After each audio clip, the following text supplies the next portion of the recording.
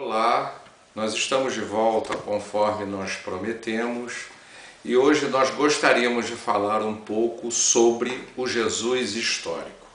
Antes de nós começarmos, estes fatos históricos, e esses fatos foram obtidos por grandes historiadores, e vocês podem encontrar esses historiadores, ou seja, na UFRJ, ou seja, na UERJ, e a ideia é, mediante aquilo que eles pesquisaram, nós vamos conversar um pouco com vocês. Antigamente eu tinha a ideia de que os evangelhos foram criados a partir de narrativas diretas do próprio Jesus.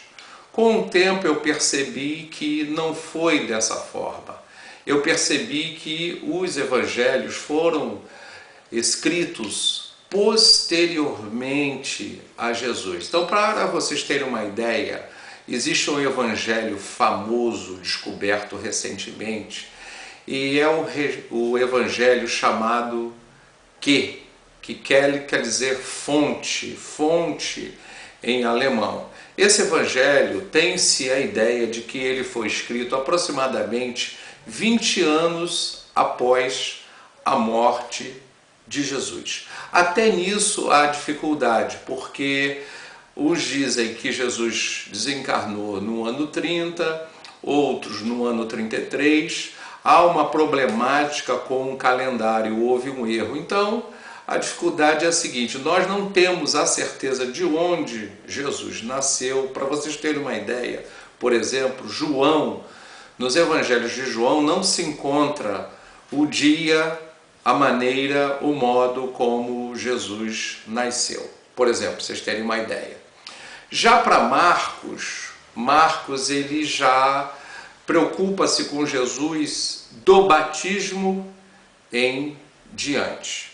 Mateus e Lucas têm uma preocupação enorme com isso e percebe-se que existem divergências nas narrativas. Voltando a João, João não se preocupou com isso, porque João via Jesus como um Deus. Para João, Jesus era um Deus. E, efetivamente, esta conversa com vocês não vai, de forma alguma, diminuir a nossa fé com Jesus. Para mim, Jesus é o maior dos seres que já esteve no planeta. Eu tenho uma fé imensa com ele e isso de forma alguma vai abalar minha fé. Mas como eu sou um pesquisador e gosto de passar as informações, então eu quero compartilhar com vocês tudo isso que eu tenho aprendido.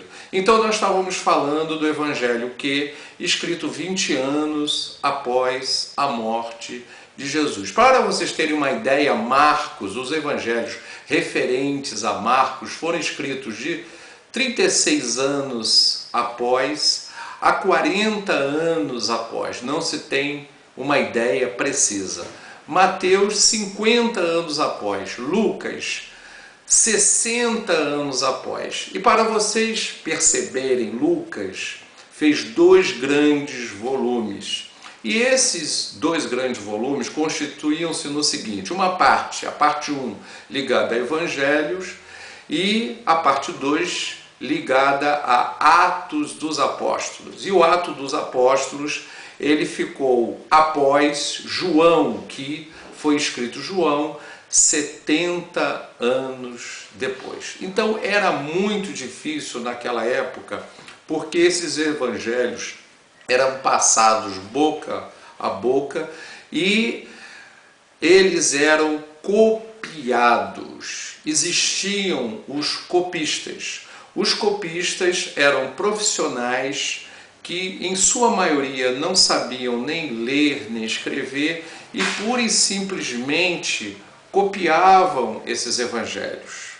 E ainda existia um fato que agravava muito esta situação, porque, por exemplo, palavras especiais como mestre, como Deus, como templo, elas eram abreviadas. Então, por exemplo, mestre ligado a Jesus, por exemplo, então era Quirias, e Quirias era abreviado como W. Então, o copista que recebesse aquele tema, aquele evangelho e fosse copiar, ele teria que lembrar, se quisesse não usar a abreviação, que KW significava mestre, Jesus.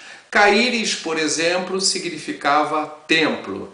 Então, em cartas de Paulo, vê-se uma alusão de que os servos teriam que adorar o templo Caíris e não Quirias. Então, na verdade, pode estar havendo aí um mal-entendido, porque todo fiel precisa adorar primeiro a Jesus e não ao templo. O templo é uma circunstância secundária.